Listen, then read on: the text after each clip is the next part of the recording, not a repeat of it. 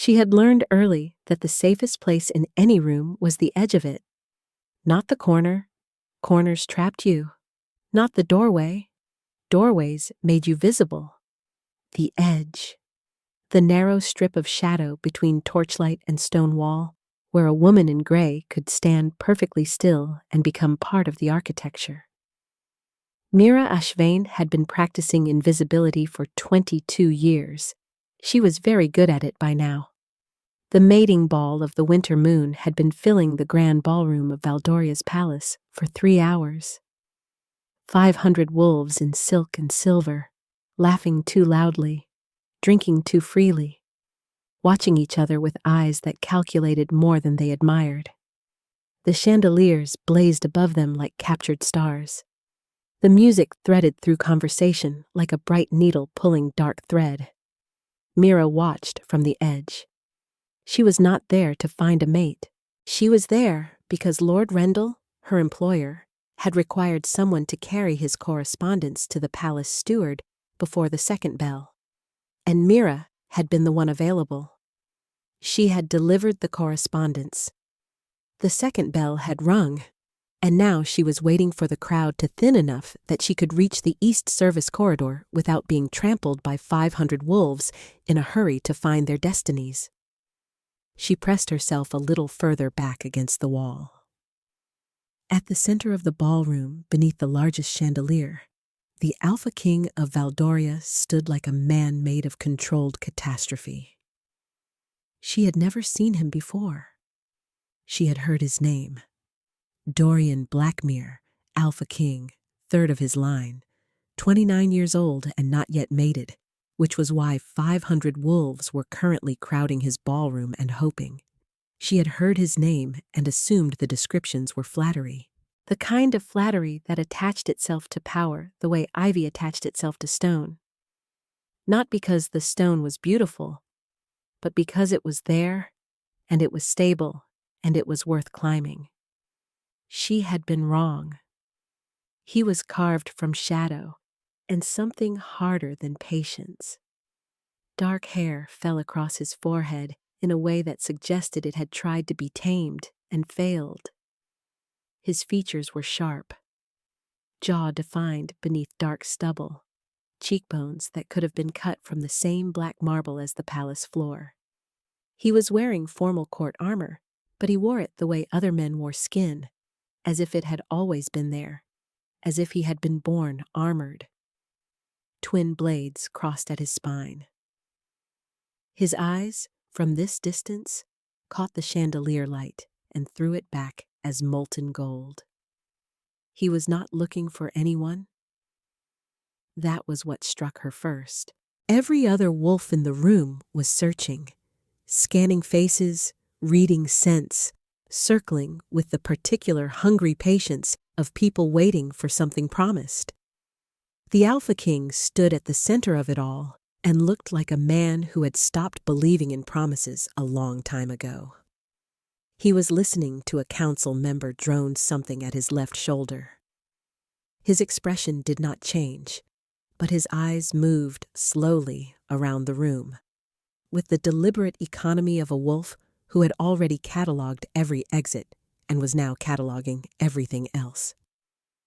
His gaze swept the edge of the room. Mira looked down at the floor. When she looked up, he had returned his attention to the council member. She let out a breath she had not known she was holding.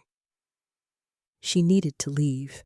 She needed the East Service corridor and the back stairs and Lord Rendell's waiting carriage and the 40-minute ride back to the city quarter where she kept her small room above the apothecary and her small life above the poverty line. She began working her way along the wall toward the East corridor.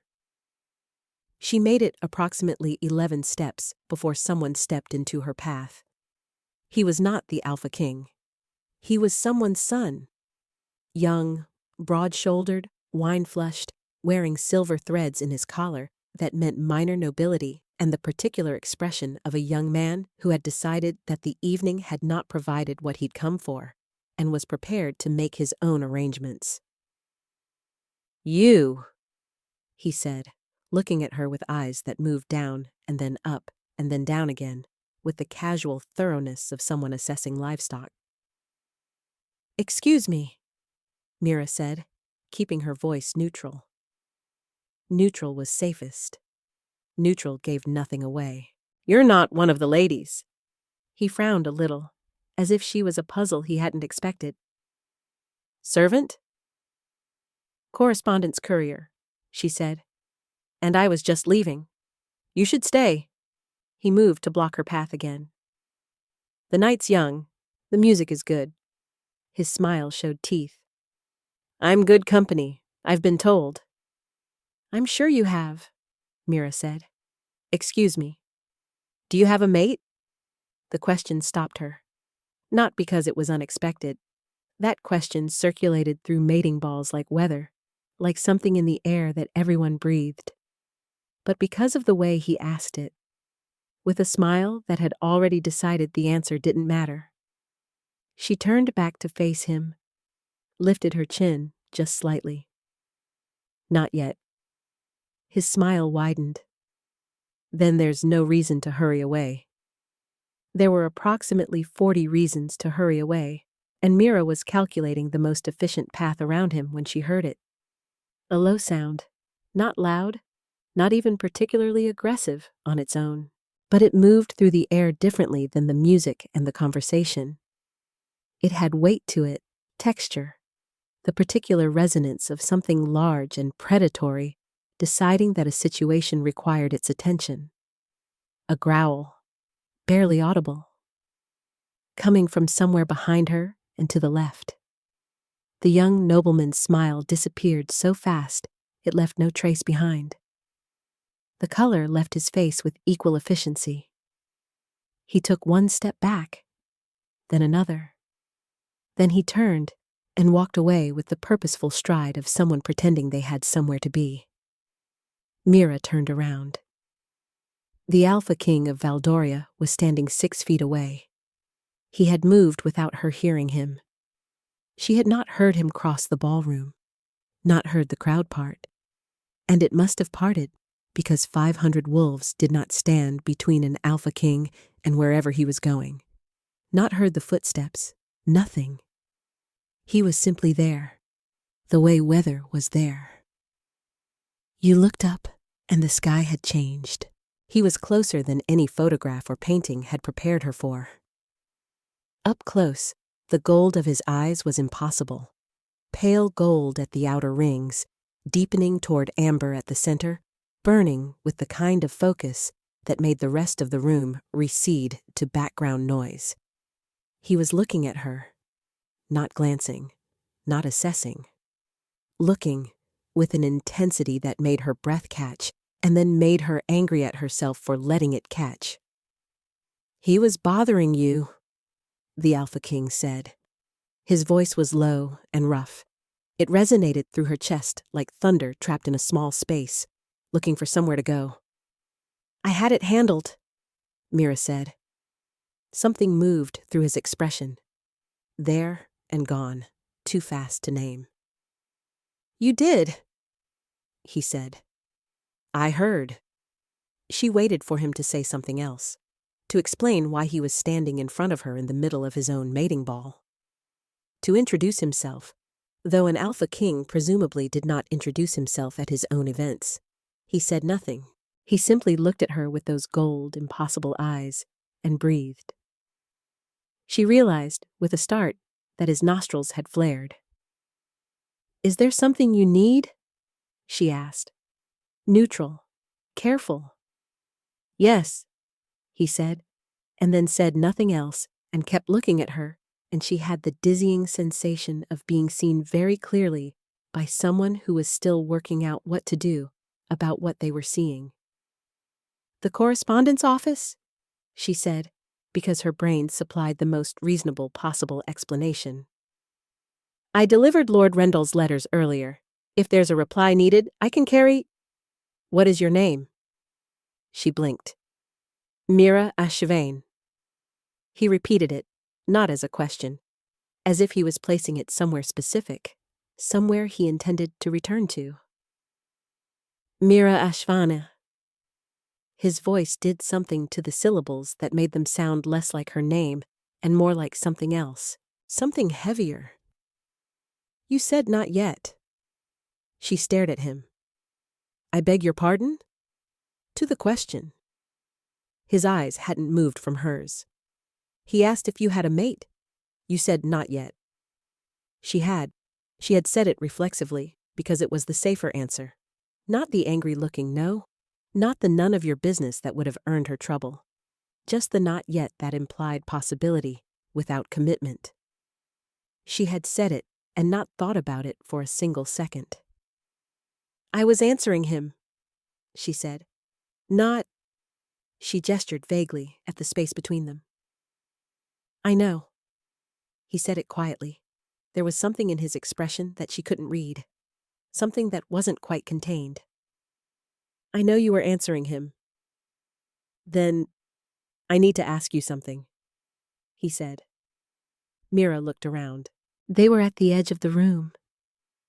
She had made it almost to the east corridor, she realized, which meant they were well outside the main cluster of the ball, in the quieter shadow where the wall lamps were further apart.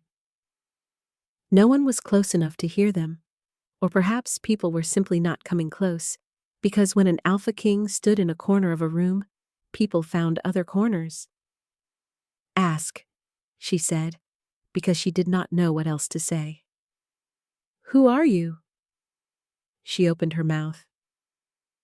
I just told you, Mira Ashvane, correspondence courier for... That's not what I asked. He took one step closer.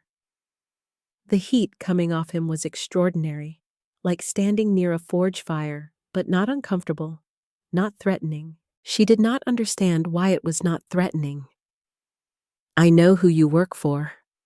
I know you delivered letters to Steward Callan at the 7th bell. I know you were waiting for the crowd to thin so you could use the East Service Corridor. His eyes hadn't moved. I am asking who you are. She considered him for a long moment. He was either the most arrogant person she had ever encountered, which was saying something, given her clientele, or something else was happening here, something she didn't have the context to understand. I'm no one, she said. I'm very ordinary. I carry letters for wages, I live in the city quarter, and I was about to go home. You're not ordinary, he said. It landed like a statement of documented fact. No emphasis, no flattery, just certainty. With respect, she said. You've known me for approximately 3 minutes. 90 seconds, he said, but I've known since before I reached you. She stared at him. Something moved across his face. The first crack she had seen in the composure. Something raw beneath it. His jaw tightened. His hands, which had been still at his sides, pressed briefly into fists before releasing. You should come with me, he said. I absolutely should not. There are things I need to explain to you that cannot be explained here. Then they can be explained another time, to another person, who has more reason to listen to them. She held his gaze, because looking away felt like losing something. I am a courier. You are the Alpha King. We have no reason to speak privately. I'm leaving now. She moved past him. He did not stop her. She felt him not stop her, felt the specific quality of a person who was restraining themselves at some cost, the stillness that was effort rather than indifference. She walked past, and he did not reach out, did not command, did not call after her. She was almost at the corridor door when his voice reached her, low enough that only she could have heard it. I will see you tomorrow, Mira Ashvane. She pushed through the door without looking back. She did not sleep. She lay in her small room above the apothecary and looked at the ceiling and listened to the city go quiet around her and tried to understand what had happened in the grand ballroom of the Alpha King's palace and arrived at no satisfying conclusion. He had come to her specifically. crossed a room full of 500 wolves, full of potential mates, full of noble women who had spent weeks preparing for this evening, to stand at the edge of the room and growl at a wine-flushed minor noble who had been mildly offensive but not genuinely dangerous. He had asked her name. He had looked at her as though she were a puzzle he had been searching for without knowing he was searching. "You're not ordinary." She pressed the heel of her hand against her breastbone. There was something there. Something she had noticed after she walked away and had been trying not to notice since. A kind of warmth. A low, steady heat in the center of her chest, like a coal that had been banked rather than extinguished. It was unfamiliar and inconvenient, and it pulsed, faintly, when she thought about gold eyes and a voice like controlled thunder. She told herself it was the exertion of walking home quickly. She told herself this several times, with decreasing conviction, until the city began to lighten toward gray, and she gave up on sleep. He came at mid-morning. She was behind the apothecary counter. She sometimes helped with the grinding and measuring in exchange for a reduction on her room rent. When the shop door opened and the bell above it chimed, and 3 of the most professionally intimidating wolves she had ever seen walked in, followed by the Alpha King of Valdoria in a dark coat that made him look like he had left the palace specifically to solve a problem. The apothecary, Master Gren, dropped his mortar. The 3 wolves spread out with the unconscious efficiency of a security detail. The Alpha King walked directly to the counter, looked at Mira, and said, "Good morning." "You came?" she said. "I said I would." "People say things." "I don't." He looked at her with those gold eyes and the warmth in her chest. The inconvenient coal ember warmth flared. "May I speak with you?" Master Gren made a noise that was halfway between a bow and a wheeze. Mira came around the counter, because there was very little point in refusing in a room where her employer was already halfway to folding himself in half, in a show of deference. She led the Alpha King to the small side room where the herbs dried in bundles from the ceiling beams. The wolves stayed behind. The door closed. The warmth intensified. She turned to face him. He was watching her with the same focused intensity as the night before, but there was something different in his expression now.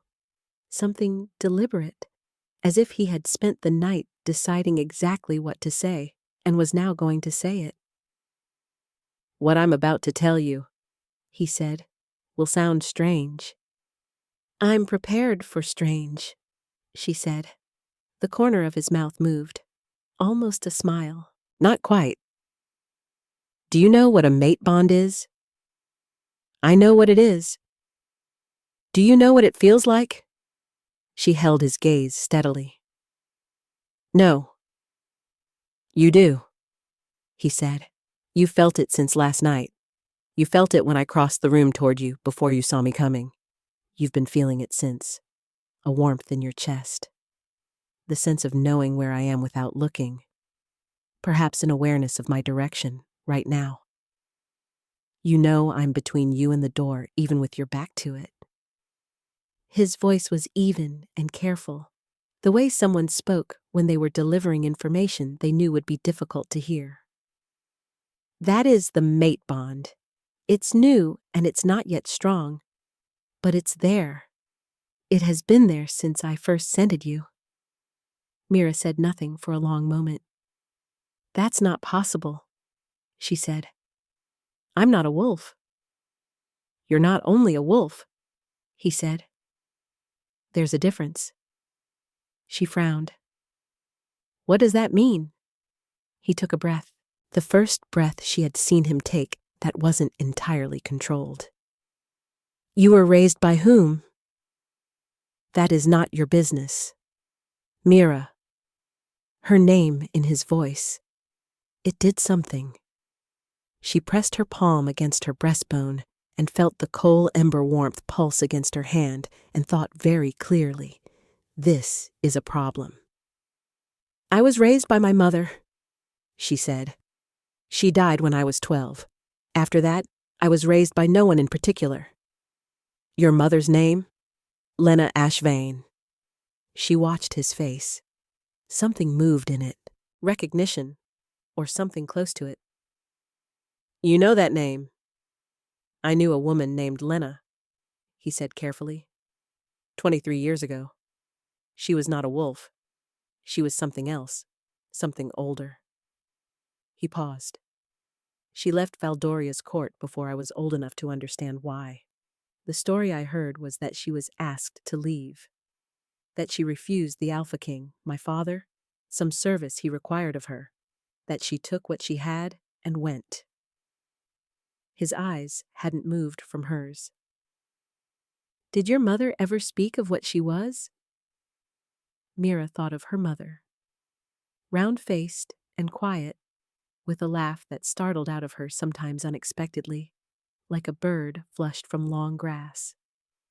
Hands that glowed sometimes when she was tired, a faint gold that she would quickly press into her apron and look away from. The careful way she moved through markets, avoiding other wolves without seeming to avoid them. The way she had sat on the edge of Mira's bed when Mira was young and said very quietly, "Some things about you must stay quiet until the right time. You'll know when." "No," Mira said. It was not entirely a lie. He looked at her for a long moment with those gold eyes, and she had the discomfiting sense that he knew it was not entirely a lie and was choosing not to say so. "The bond is real," he said. "Whatever you were told about yourself, whatever you believe about what you are, the bond is real, and I need you to know that I did not come here to take anything from you."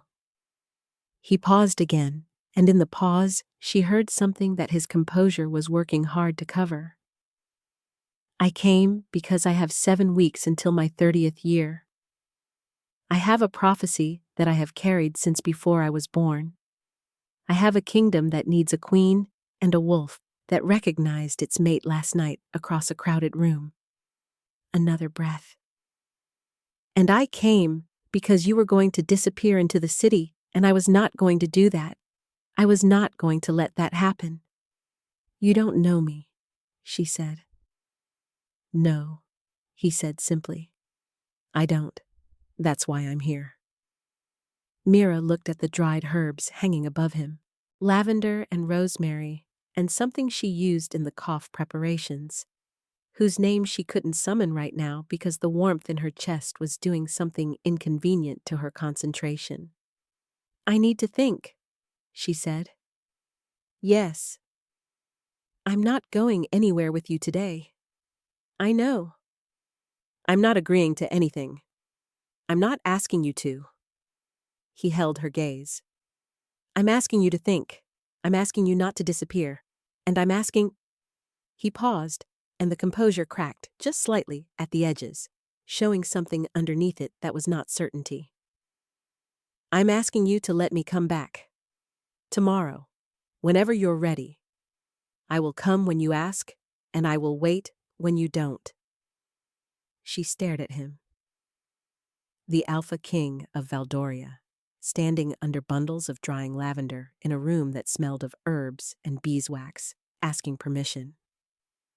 "I'll let you know," she said.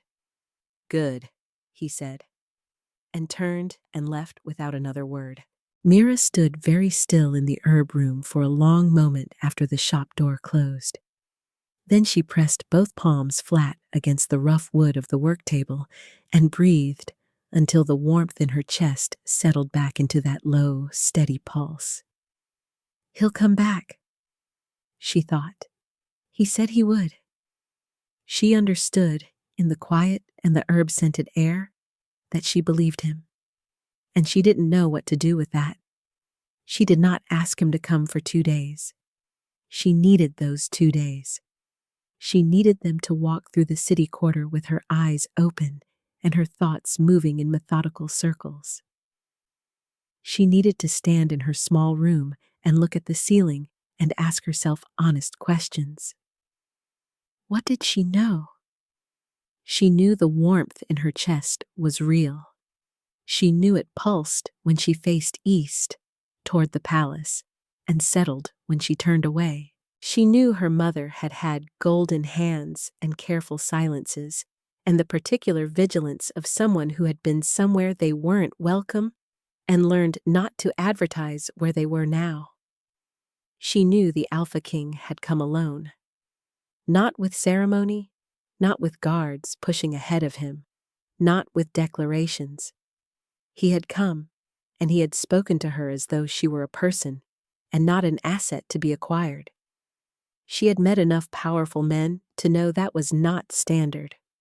On the morning of the third day, she sent a note to the palace with the city quarter messenger service. He arrived within the hour.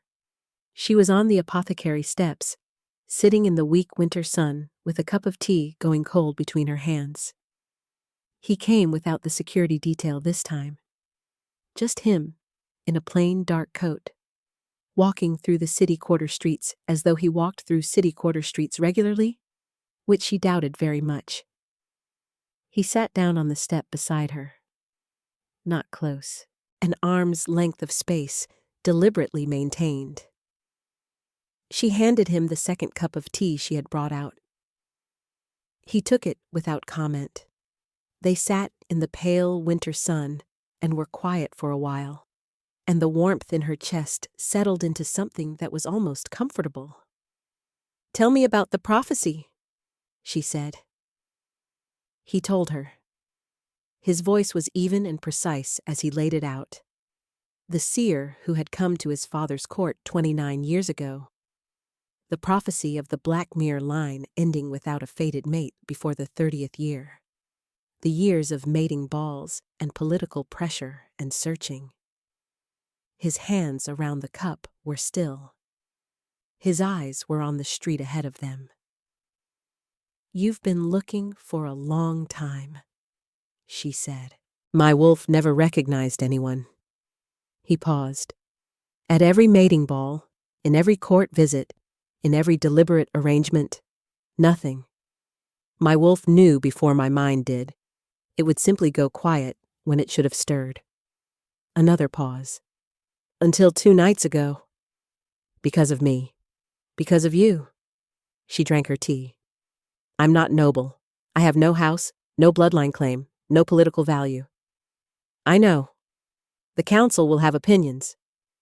The council always has opinions." Something dry and quiet in his voice. "The council's opinions are not a factor in what I do or don't do." She almost smiled. "That's a very royal thing to say." "It's a very true thing to say." He glanced at her sideways. "What are you afraid of?" She considered the question seriously, the way it deserved. "I'm afraid," she said slowly, "of finding out that what I feel is real and then losing it. I'm afraid of being asked to become something I don't recognize because it's useful to someone else. I'm afraid—" She stopped. "Go on." "I'm afraid of what I might be." She looked at her hands. Hands, ordinary skin, no golden glow, nothing visible. "My mother's hands used to glow. I never understood it. She never explained it. After she died, I waited for it to happen to me, and it never did, and I told myself I was ordinary. I told myself the ordinary life was mine." She looked up. "But if what you're saying is true, then I'm not ordinary, and I don't know what that means, and it frightens me."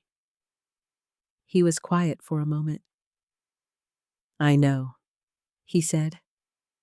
"I would tell you it won't be frightening, but it will be. There will be things that happen that are frightening. I can't promise you otherwise." He turned to look at her directly, and his expression had shed something, some layer of the composure, leaving something more unguarded beneath. "What I can promise is that I will not lie to you about what you are. I will not hide things from you for your protection, and I will not ask you to be anything other than what you are." A pause. Whatever that turns out to be. She held his gaze. You're better at this than I expected. His mouth moved. This time, it completed the smile, brief and real and entirely different from the controlled expression he wore in public. You expected badly. I expected an alpha king. You got one of those too, he said. They come together. She laughed. She hadn't expected to laugh. It surprised her enough that she pressed her hand over her mouth, and he watched her with those gold eyes, and the smile stayed, quiet and private, and meant entirely for her. She lowered her hand. Come back tomorrow, she said. Yes, he said, and finished his tea. He came every day for 3 weeks. Sometimes he came in the morning, and they walked through the market quarter while she told him about her roots, and he listened with the focused attention of a man who had decided that everything she said was worth understanding. Sometimes he came in the afternoon, and they sat in the apothecary herb room and talked until the light went. Sometimes he came late, after his council sessions, still wearing the faint tension of a difficult afternoon, and she would pour tea and wait, and eventually the tension would ease, and he would talk to her about things that were not council business. About the forests east of the palace, where he ran in wolf form when he needed to think. About the kitchen gardens that his mother had planted and that no one had maintained since she died. About a book of maps he had found in the palace library that he thought she might like. He brought the book of maps on the 5th day. She read it cover to cover and spent 20 minutes pointing out the topographical errors in the Eastern region charts. He leaned over her shoulder to look where she was pointing, and the warmth in her chest became briefly and catastrophically acute. He did not touch her.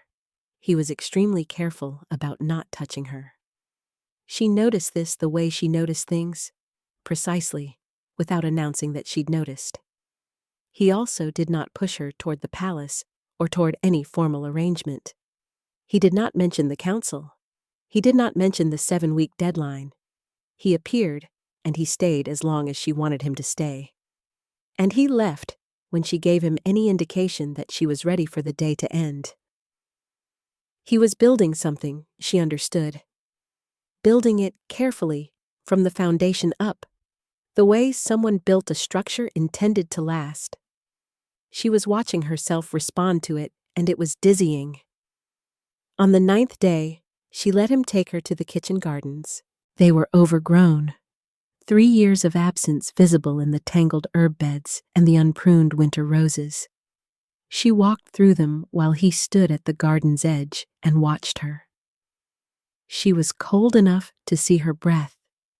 The palace rose behind them in black stone against a gray sky. She turned around. This could be salvaged. I thought so too, he said. I don't know where to start. The rosemary beds first, she said, because she knew gardens and she knew he was asking more than a gardening question, and she was going to answer both. Clear the dead growth. Give the living stems room. She met his eyes. You can't fix everything at once. He looked at her for a long moment. No, he said quietly. You can't. On the 12th day, she asked him about the bond. They were in the library.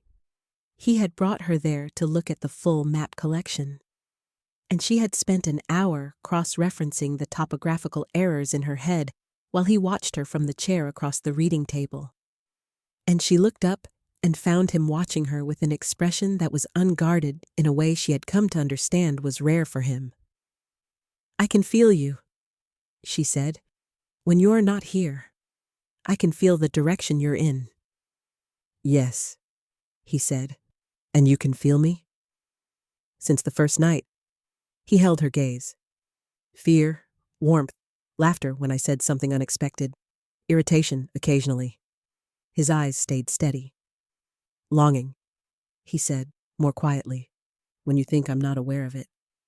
She was very still. That seems intrusive. I know. He did not apologize for feeling it. He acknowledged the difficulty of it directly, which was somehow better. I can't help what comes through. Neither can you. But I want you to know that I don't use it. I don't follow the feeling. I wait until you call for me. I know you do, she said, and meant it. I can feel that you wait. He said nothing. His hands were still on the reading table, the book in front of him unread for the last hour. I'm not afraid of it anymore, she said. The bond, the warmth. She looked back at the map in front of her. I thought I would be. I was at first. Now it mostly feels like... She searched for the word. Like something that was missing that isn't anymore. The silence that followed was very full. Mira, he said. She looked up. I have spent 29 years learning to be a king, he said. I have commanded armies. I have sat in judgment. I have held this realm together through the council's infighting and my father's debts and a dozen border crises that should have broken us.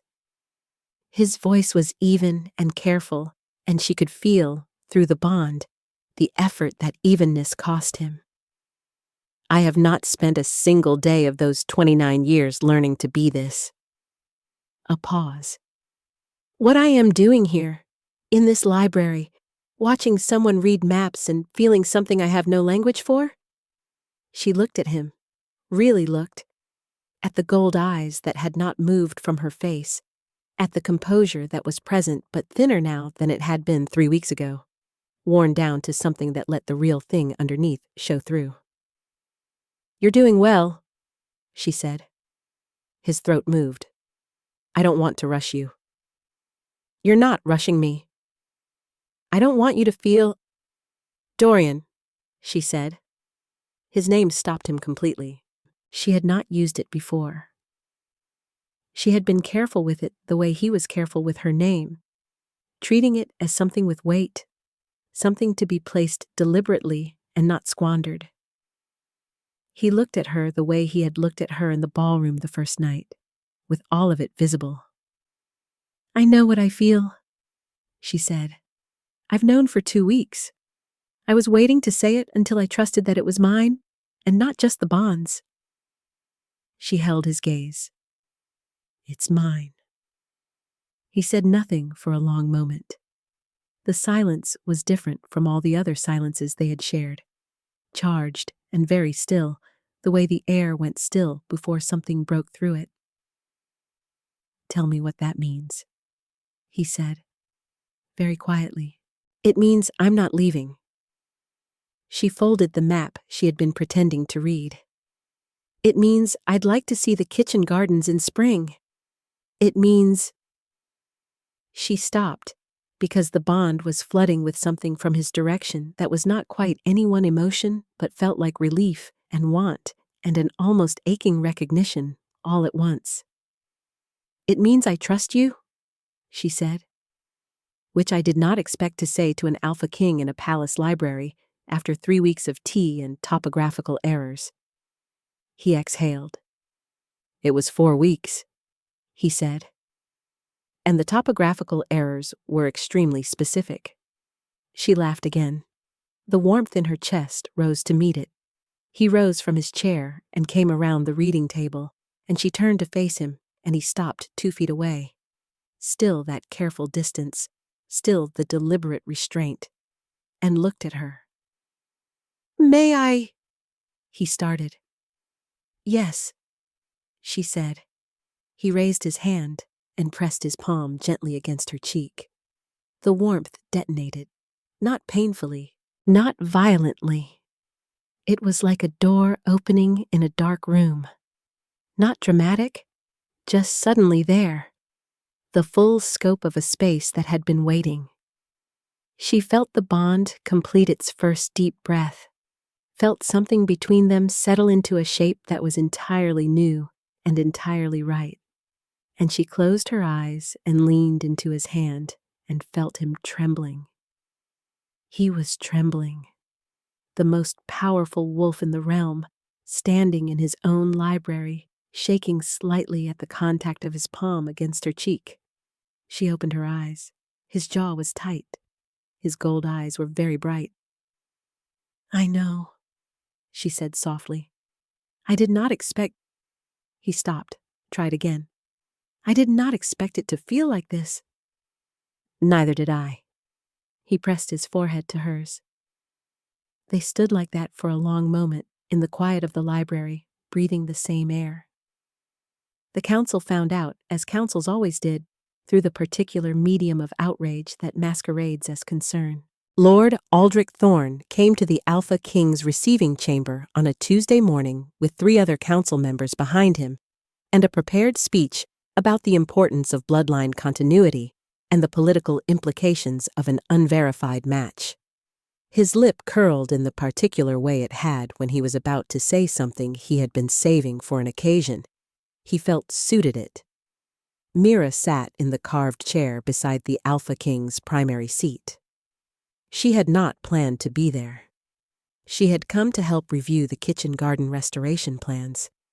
She had been spending 3 mornings a week at the palace now for the past 2 weeks, and been in the small chamber off the receiving room when the council delegation arrived. Dorian had looked at her briefly with a question in it. She had shrugged one shoulder and followed him in. Now Lord Thorne was looking at her with the particular expression of a man who had arrived to deliver a lecture and found an unexpected obstacle in the form of a woman sitting where she had not been expected to sit. "We are here," Lord Thorne said, "to discuss the matter of the Alpha King's selection for the spring claiming ceremony. The winter moon ball has passed without announcement. There are 7 weeks remaining before—" "4," the Alpha King said. Lord Thorne blinked. "I beg your pardon. 4 weeks. The deadline was 7 weeks at the time of the ball. It is now 4 weeks." His voice was entirely level. "And the matter is not undecided." The council members looked at each other. "If there has been a selection," Lord Thorne said carefully, "the council would expect to be informed of—" "You're being informed now." The Alpha King did not look at Mira. He didn't need to.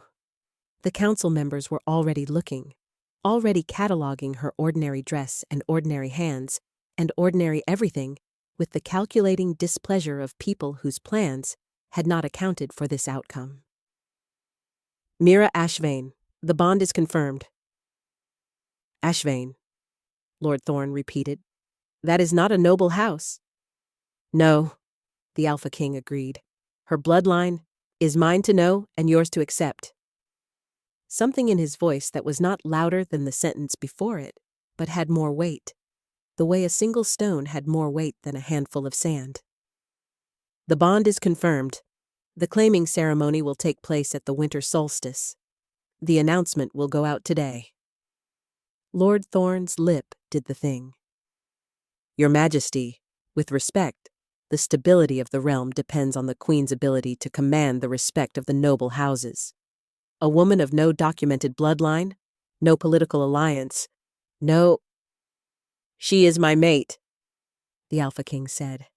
Not loudly, not with emphasis, just with the flat, absolute certainty of someone stating a gravitational law. "That is the only qualification I require. That is the only qualification the moon goddess requires. If you have further objections, you may submit them in writing, at which point I will read them carefully and do exactly what I had already decided to do." Lord Thorne closed his mouth. Mira pressed her lips together and looked at the floor, because she was very close to smiling, and this did not seem like the moment for it. After the council members had filed out with varying degrees of visible displeasure, she looked up at Dorian, who was watching her with that private expression, the one that was only ever for her. "Well?" she said. "Well," he agreed.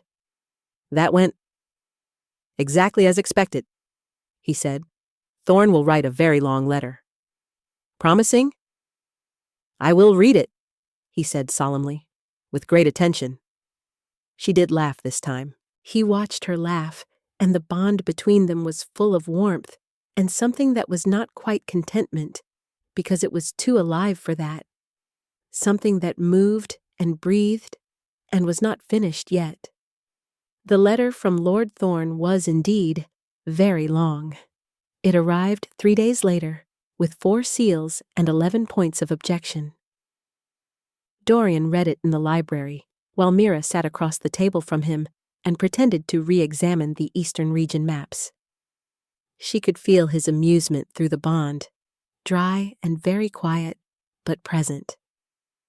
11 points, he said. Impressive. Point 4 concerns the topographical accuracy of your knowledge of the border regions. He looked up. Which he has interpreted as suspicious. She stared at him. He thinks I'm a spy. He thinks you may be an agent of foreign interest presenting as a common citizen to gain proximity to the crown. Because I know where the eastern border charts are wrong? Because you know where the eastern border charts are wrong, and he has failed to think of a more mundane explanation. He set the letter down. I will write back to him that you are observant and have read the same publicly available survey reports that he apparently has not. Is that true?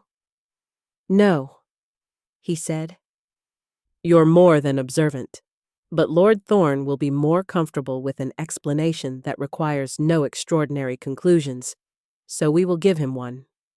She thought about her mother's golden hands, about the low warmth in her own palms sometimes, late at night when she was tired.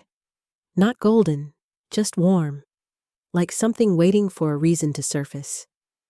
She had told Dorian about it, carefully, 3 days ago in the kitchen gardens. He had listened without interrupting, and then said very quietly that his court physician had studied the healing magic lines and would be available whenever Mira felt ready to understand more. Whenever she felt ready.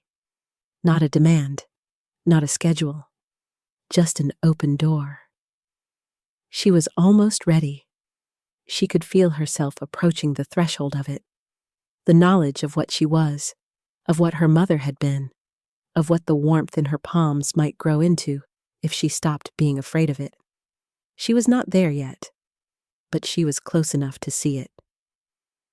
Dorian, she said. He looked up. I want to meet the court physician.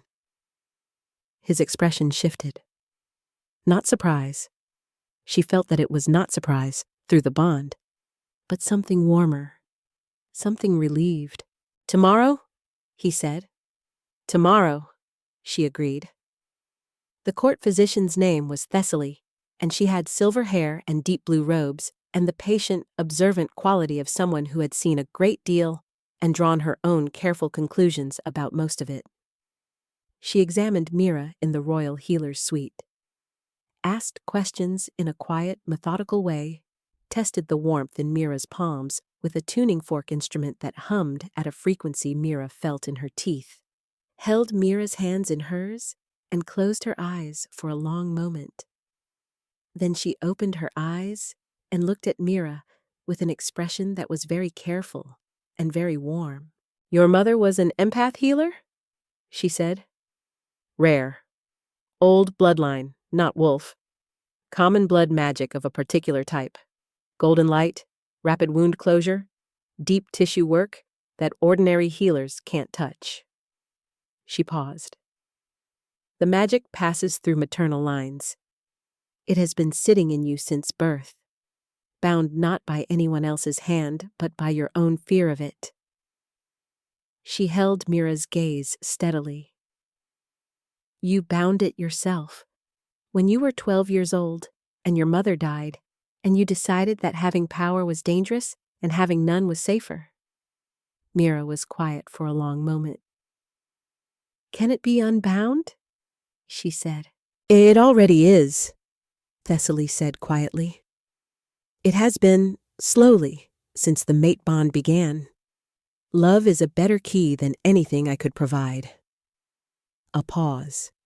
What you'll feel when it comes fully, is a warmth in your hands that becomes light.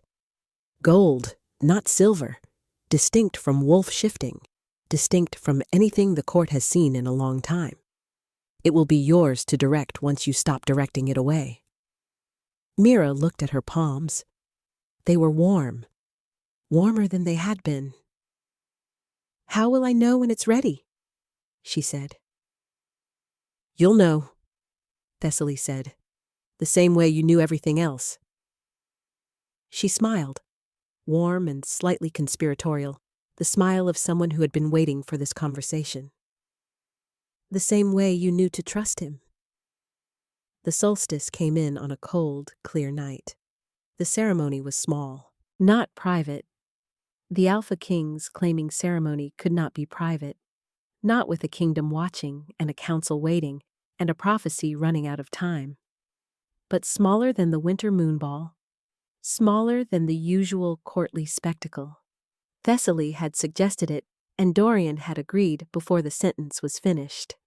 In the great ceremony hall, with the council in attendance, and 50 witnesses from the noble houses and the moon through the floor-to-ceiling windows, laying silver across the black marble floor. Mira Ashvane stood beside the Alpha King of Valdoria and held his hands in hers.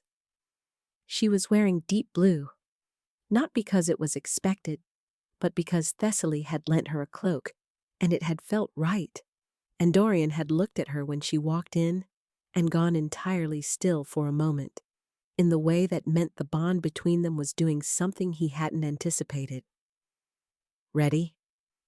he had asked quietly before they took their places.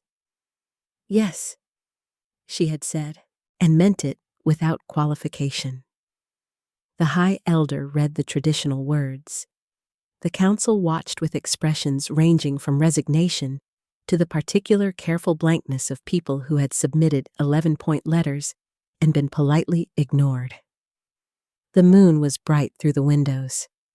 Dorian looked at her throughout the ceremony, the way he always looked at her, with all of it present, undisguised, the full weight of what he felt, making no attempt to be anything other than exactly what it was. She looked back at him the same way. When the elder asked if the mate bond was confirmed and freely entered, Dorian said, "Yes." When he asked Mira, she said, "Yes." And then, because it was true and she wanted it said aloud, in front of 50 witnesses and a council that had written 11-point letters, and the moon that had apparently been arranging this since before they were born. Freely and entirely. The claiming bite was brief and exact, and she felt the bond complete itself. Felt it settle into a shape that was whole rather than waiting, full rather than anticipating. The warmth in her chest became something she would have described, if she'd been asked, as simply, home. And then, because Thessaly had warned her it might happen, and because apparently her body had decided that a completed mate bond was the exact reason it had been waiting for, the warmth in her palms became light. Gold, not blinding, not catastrophic, just present and warm and entirely hers. She looked down at her hands. Dorian looked down at her hands. The 50 witnesses made a sound that was collective intake of breath. Lord Thorne, from his position at the council table, said nothing at all. Dorian looked up from her hands to her face, and his expression, stripped of composure, stripped of the Alpha King's careful authority, was simply and devastatingly open. "Hello?" he said quietly. She laughed. She couldn't help it. The light in her hands pulsed with it. "Hello," she said. The dawn came in rose and gold. They stood at the window of the king's tower, looking out at the palace gardens below. The kitchen gardens, where the rosemary had been cleared back, and the winter roses pruned, and the beds turned over in anticipation of spring. The bond between them hummed like something that had always been there and had only now found the right note. "The council wants a formal announcement by the morning bell," Dorian said. "They can have it," Mira said, "after the morning bell." He looked at her sideways. You're becoming very comfortable with outmaneuvering the council. I had a good teacher, she said. The man has been ignoring them professionally for years. His mouth curved. That private smile, the one that was only ever for her. Thessaly wants to begin the healer training next week. I know. I spoke with her last night. She flexed her fingers. The warmth was steady now, settled, waiting to be learned rather than pressing for release. She thinks it'll take 3 months to get basic control. We have time, he said. She looked at the kitchen gardens below.